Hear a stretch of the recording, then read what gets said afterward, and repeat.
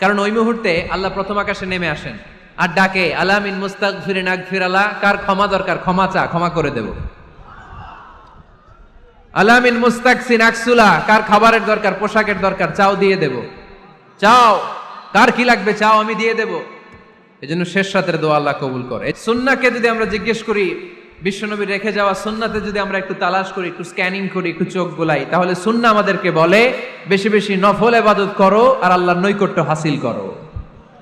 সুবহানাল্লাহ পড়বেন না? কোরআন বলেছে সেজদায় লুটিয়ে পড়ো। তাহাজ্জুদ পড়লে আপনার মর্যাদা বাড়ায় দিবে কে? রাব্বুল আলামিন বলেন ওয়া মিনাল লাইলি ফাতাহাজ্জাদ বিহি নাফিলাতান লাকা আসা আন ইয়াবআসাকা রাব্বুকা মাকামাম মাহমুদা। তাহাজ্জুদের নামাজ যারা পড়বে তাদের মর্যাদা বাড়িয়ে দেয় কে? আল্লাহ। কারণ ওই মুহূর্তে আল্লাহ প্রথম আকাশে নেমে আসেন আর ডাকে আলা মিন মুস্তাগফিরিন আগফির আলা, কার ক্ষমা দরকার ক্ষমা চা, ক্ষমা করে দেব।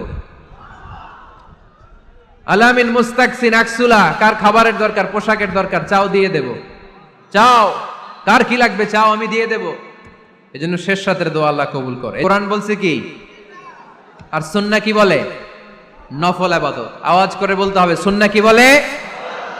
বুখারীর বর্ণনা, আল্লাহর হাবিব সাল্লাল্লাহু আলাইহি ওয়াসাল্লাম বলেন মা ইয়াজালু আবদি ইয়াতাকাররাবু ইলাইয়া বিন নওয়াফিল, বান্দা যত বেশি নফল ইবাদত করতে থাকে, করতে করতে করতে করতে বান্দা আমার কাছের নৈকট্য প্রাপ্ত বান্দা হয়ে যায়। এজন্য নফল ইবাদত করতে রাজি আছেন তো? সুনানে তিরমিজির বর্ণনায় আল্লাহর হাবিব সাল্লাল্লাহু আলাইহি ওয়াসাল্লাম বললেন হাদিসে কুদসি কিয়ামতের দিন বান্দার যখন ফরজে ঘাটতি হবে, কিসে ঘাটতি হবে? ফরজে। আল্লাহ পাক বলবেন উনজুরু হাল্লি আবদি মিন তাতাওয়ু, ও ফেরেশতারা দেখো তো আমার বান্দা নফল করছে কিনা। ফরজে যেহেতু তার ঘাটতি, দেখো তো আমার বান্দার কোনো নফল ইবাদত আছে কিনা। ফেরেশতারা বলবে আছে। আল্লাহ বলবেন তাহলে ফরজ গুলার যেহেতু ঘাটতি, নফল থেকে কিছু এনে ফরজে বসাই দিয়ে এগুলোর ফরজ বানায় দাও। এজন্য নফল ইবাদতের দরকার আছে না নাই? ফরজ তো করাই লাগবে, এটা কম্পালসারি, এটার মাফ নাই, এটা অব্লিগেটরি। নফল করে আল্লাহর কাছে যাওয়া যায়। নফল হচ্ছে ওভারটাইম। নফল ইবাদত কেমন? আওয়াজ করে বলেন। তাহলে কোরআনের আলোকে আমরা জানলাম যে আল্লাহর কাছে যেতে হলে কি করতে হয়?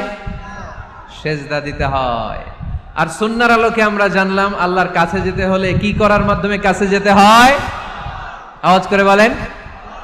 নফল ইবাদত করতে রাজি আছেন সবাই? সবচাইতে শ্রেষ্ঠ নফল ইবাদত হচ্ছে কোরআনের তেলাওয়াত, ঠিক কি না? আল্লাহর হাবিব সাল্লাল্লাহু আলাইহি ওয়াসাল্লাম বললেন নফল ইবাদতের মাধ্যমে আল্লাহর কাছে যেতে চাও, নৈকট্যপ্রাপ্ত বান্দা হতে চাও, আফদলুল ইবাদাতি তিলাওয়াত